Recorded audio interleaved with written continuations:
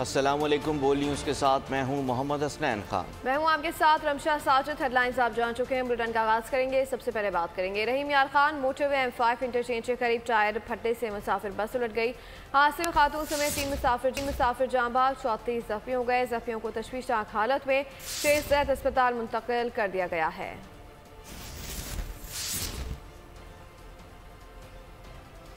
अफसोसनाक खबर शामिल करेंगे। रहीम यार खान मोटरवे M5 इंटरचेंज के करीब टायर फटने से मुसाफिर बस उलट गई है। मजीद क्या तफसीलात हैं जानते हैं हमारे नुमाइंदे मुदस्सिर बड़ाइच हमारे साथ मौजूद हैं। मुदस्सिर आगाह कीजिएगा, मजीद क्या तफसीलात हैं आपके पास?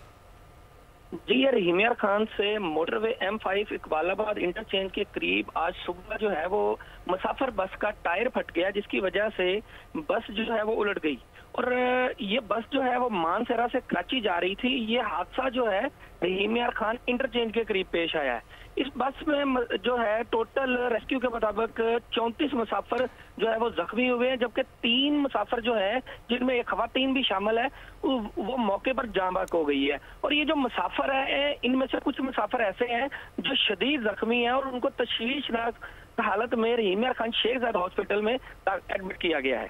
जी ठीक है मुदस्सिर, आपका बहुत शुक्रिया तफसीलात से आगाह करने के लिए। सब्सक्राइब करें और बेल दबाएं ताकि कोई खबर रह न जाए।